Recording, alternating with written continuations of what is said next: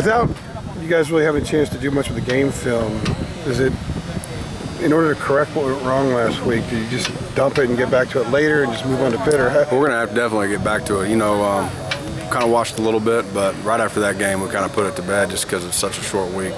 Right after the game, we're back in the offices getting ready for our new opponents. So, you know, we kind of peaked some things and had some little corrections here and there, but next week, we'll have to get back on a little bit more.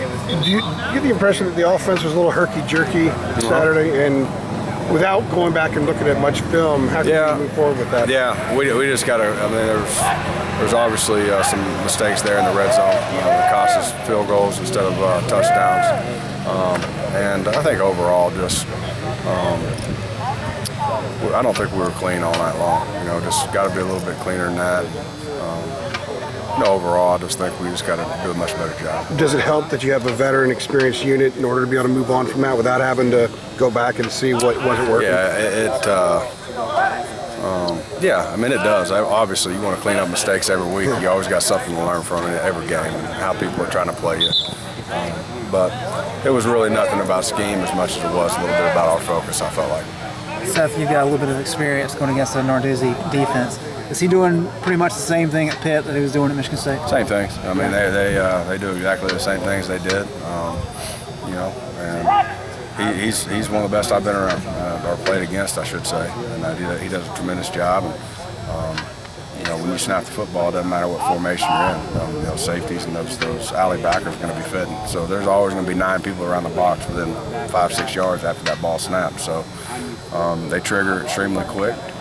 So you got to do a really good job of making sure you attack. You're going to have to break tackles. You're going to have to make a bunch of competitive plays, whether it's at the running back position, whether it's out wide, the wide receiver position. They're going to press you and play man on the outside. They're going to man your slots up. They'll run fits with the slot receivers or the tight ends. And so you're going to be forced to make competitive plays. They're going to force you to make those plays, and he does a very good job at it. He's talked about kind of building his defense around the notion of their spread offenses that go no huddle. They have run-pass options. Is he kind of on the cutting edge defensively? We talk about you guys being on cutting edge offensively, but is he kind of on the flip side defensively, trying to adjust to what you like to do? There's no doubt. Again, you watch year in and year out, you watch all the different opponents that play. I mean, very rarely do they get a lot of points put up on them. There's been a few over the years that I can remember that I've watched. There were some games that actually had probably more than 28 points. But again, he does a tremendous job, and he's just now getting there and getting his system installed. And I'm sure he's had some growing pains here and there, but overall, still the same. You know, schematically, it's very similar, and he does a great job. We're going to need to be ready to play and be able to make competitive plays, and we got to have better focus in this game to have success. Are they the most physical defense at this point you guys have played? Yeah, I think so.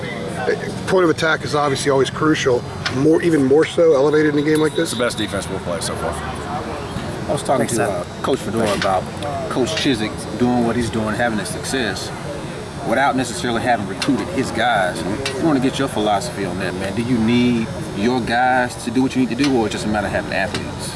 We got athletes. On the offensive side of the ball, since I've gotten here, we've had guys, we have playmakers.